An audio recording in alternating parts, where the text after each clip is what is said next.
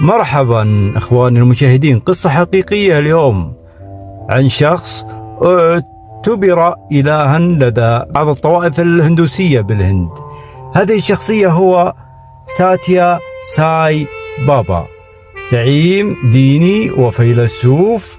ولد في الهند عام 1926 ميلادي في قرية نائية اسمها بوتا بارتي جنوبي الهند. نعم، ولد في جنوب الهند.